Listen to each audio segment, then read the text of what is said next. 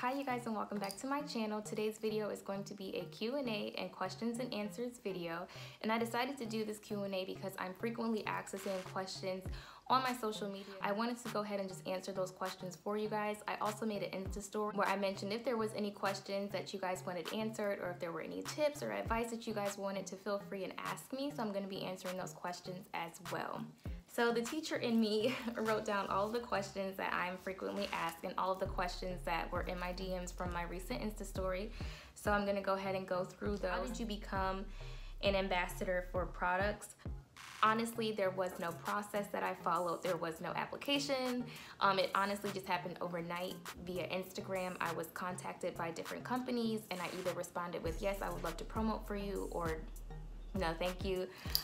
So they reached out to me, the companies reached out to me. But I will say, if creating content or becoming a brand ambassador is something that you're really interested in and no one is reaching out to you, don't hesitate to contact those companies. I have emailed a lot of companies who I now am able to work with. If you want more advice on how I reached out to companies myself, you can feel free to ask me.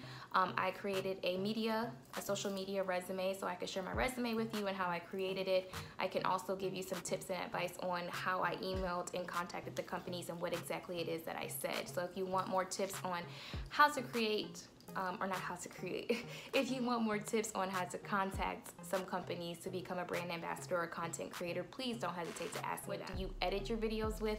I edit with iMovie. I have an iPhone, so I just use the iMovie app. That's mostly what I use. I also use an app called Quick, that's Q-U-I-K, and I also have used an app called Splice.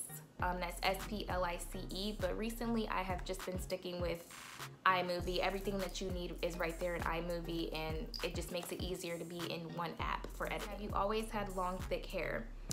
My hair has always been thick. I don't necessarily know if my hair was considered just always long when I had a perm and things like that. I will add a little photo if I can find one on my history of Facebook, if I have a picture, but my hair has always been thick. That is something that my hair has always been. And I remember when I first went natural asking my mom, you know, why did you even perm my hair? And one of her reasons was it was too thick. I didn't know how to manage it. So for the thickness, yes. The longness, I don't know if my hair was considered. Question is, have you experienced change in your hair with the color? I have had color in my hair for a very long time. I big chopped and dyed my hair that same exact day. It was a red color. I personally have not noticed any changes to be alarmed by. I will say when my hair was more blonde, because before I had this color, my hair was a lot more blonde when I dyed it myself. And I will say when I had that bright blonde color, the only thing that I noticed was that it was very dry. That's something that is commonly mentioned when you choose to lighten your hair color, that the dryness just kind of comes with it. And I was unaware of that when I was first dyeing my hair. I was just slapping color in there because I wanted it. But I did notice after I really started focusing on the health of my hair that really bright color was drying my hair out, and it was just shedding. And so I did have to have a really big trim and cut that color out, and then I ended up dyeing my hair jet black, and then I decided that I wanted color again. And with this color, I have not noticed any alarming changes. My hair is still healthy, my curls are still intact. I've always had a loose texture in the front, so the color hasn't made it any more loose than what it already naturally is. So for me, color has not given me any negative experiences other than the really bright blonde that I have under these lights. So my next question is, how do you deal with having different hair textures, and what products do you use for it? My hair is a mix of all kinds of textures, and it's been something that I have struggled with for a very long time. The front of my hair is a lot looser than the back. The front of my hair waves, if anything, and the back of my hair more so coils and kinks. And also this side of my hair is a different texture than this side. As you can see, it's kind of longer hair in the front than it is here, because this side actually coils more than this side does. So it's something that I struggle with as well. And as far as the products that I use, I try to actually literally mix products that are designed for tightly curled hair and hair that's more of a wave or a loose texture. I literally mix it in my hands, and that's how I apply it. Specific products, I will say Aussie has helped me tremendously with my texture The Main Choice has helped me with my texture, and so has Talia Wajid. So I will say those are my 3 main products with dealing with the multiple textures of hair that I have. Other than just products to combat with having different textures, if you want to do a twist out or a braid out and you have a looser texture in certain areas of your head, a good way to combat that is to add perm rods, flexi rods, or some type of foam curler rod if you can, to the ends of your hair to kind of match the rest of the texture. And as far as a washing go, you may have to shingle, you may have to finger coil, you just have to figure out different ways to get your textures to blend. There is no one product that's just gonna snap everything into being one texture. Asking for tips for hair growth, and hair growth is one of those things I think that we all struggle with our natural hair. And I honestly feel like I've been stuck for the last few years. So when people are like, oh my gosh, your hair is growing so much, I'm like,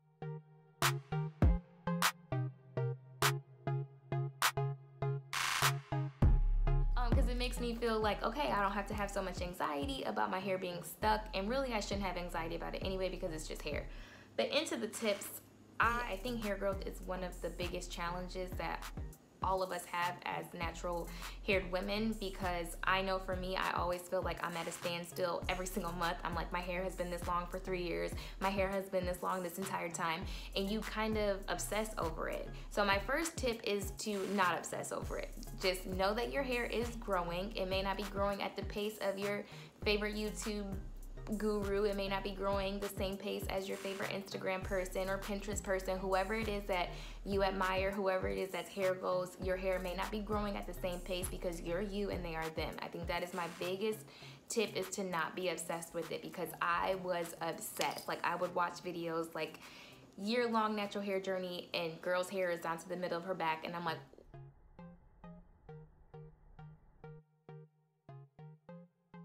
how? Just don't obsess over it. That is tip number 1. Number 2 is to try to stay out of your hair as much as possible. I found out that when I just stopped manipulating it and stopped trying to do it every day, my hair just kind of took off. So if you can, try to stick to doing buns during the week or braids. And I know that sometimes that can get a little bit boring, because sometimes I'm like, all right, I'm tired of this little bun on top of my head, I want to do something different. But the less you manipulate your hair, the less it will shed, the less it will break, and the more length you'll be able to retain. If you're into it, to try some hair vitamins. I did take Hairfinity my first 2 months of being natural, and my growth was tremendous. I have also tried the Main Choice, which I actually still have a bottle of, but I stopped taking these, not because they weren't working. They did work the first month that I took them. I stopped taking these because I just got tired of taking it. I tried to purchase growth oils. One growth oil that I absolutely love is the Talia Wajid growth oil, and this has bamboo coconut milk and sweet almond, and it's supposed to be a growth oil, and I will say that it does work for me, so I love this growth oil. She also has a thick and full bamboo and coconut milk shampoo with biotin, and biotin is another vitamin that you can take for hair growth, but the biotin is infused into this shampoo, and I love the applicator bottle because it literally goes right to my scalp. So I have been using this, and a little bit goes a long way because I've had this for over a year and it's not empty yet. So I've been using this as well as the growth oil that she has. Find a hair regimen and routine that works for you and your schedule. For me personally, I try to wash my hair every Sunday so that I start the week with fresh hair. And when I wash my hair on that Sunday, I shampoo it, I condition it, I deep condition it, I moisturize it, and I put it in a protective style. And I try to keep that protective style until about Thursday, because usually by then I'm tired of looking at myself with the same hairstyle, or my hair is tired of being in that hairstyle and it's starting to get frizzy, or edges aren't slick no more, etc., whatever the case may be. I usually end up co-washing my hair with just a conditioner on that Wednesday or that Thursday, re-moisturizing and either doing a wash and go or protecting my hair again with another protective style. That has helped with my hair growth tremendously. I used to be a person that twisted my hair every single night, and that became a joke real fast. Wash my hair every day became a joke real fast. So find a routine and a regimen that works for your hair, and if you use the right products that are designed for your hair type, the regimen is really going to promote hair growth for you. Those are my major tips for hair growth. How do you stretch your curls? That is a challenge for me because the front of my hair doesn't really curl, it more so like waves.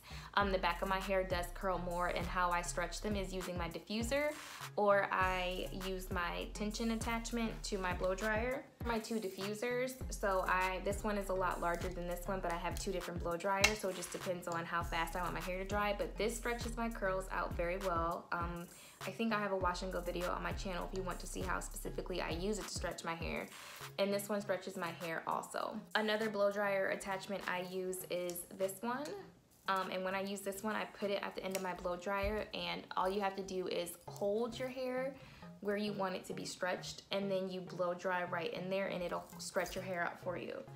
My last way of stretching my curls is just by using my pick. I will pick to no end. Like, I will pick. My next question is, do you have any tips for getting thicker hair? And my tips for getting thicker hair is definitely try the vitamins and see how they work for you, because my hair definitely grew thicker with taking those.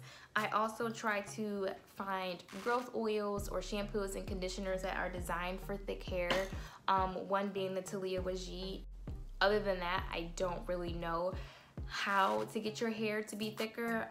Sometimes I wish my hair wasn't as thick. So another thing that I think has helped the thickness of my hair is doing protein treatments. Recently I started using the Aqua-G protein treatment, and I noticed after using that my hair has gotten way more thicker than what it is. I'll make sure that I add that in there for you guys. But other than that, those are the only tips that I really have for thickness, and that is, again, trying the vitamins, buying shampoo, oils, and conditioners that are designed for thick hair or to promote thick hair that have things such as biotin in it, and then trying a protein treatment. Mention that when the hair is wet, the curls are cute. When the hair is dry, the curls are not, and how to combat that. Honestly, girl, I feel the same way.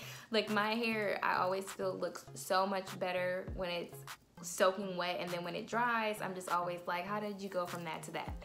But for me, my hair looks completely different wet too, and I think if you want to have your texture that you have when your hair is wet, trying the diffuser will work really well for you. Question was, what do you do when you feel like you're stuck in the weird stage? I feel like I've been stuck in a weird stage for years, and there's honestly, I feel, nothing that you can do other than just try to stick with a regimen to promote your hair growth. Try different styles so that you don't feel so stuck.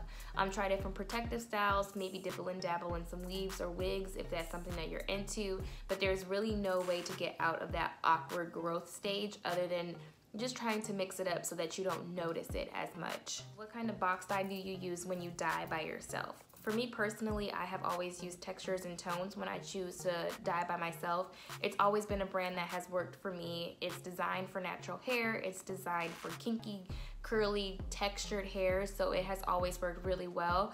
And it also gives you a really good deep conditioner, and it also gives you some oil. So I've always loved their brand, and I haven't had any damage from them. So textures and tones is definitely my go-to. Your wash routine, and I kind of already answered that in another question, but I'm just gonna go ahead and recap it real quick. My wash routine is making sure that I shampoo, condition, and deep condition at least once a week. I used to stray away from shampoo, but recently, since I introduced it back into my regimen, my hair has done a lot better.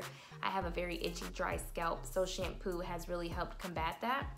So shampoo, condition, and deep condition once a week, and then 3 or 4 days after that, just co-washing. What is your night routine is my next question. At night, if my hair is out like this in a wash and go or a twist out or a braid out, I just pull it up into a pineapple.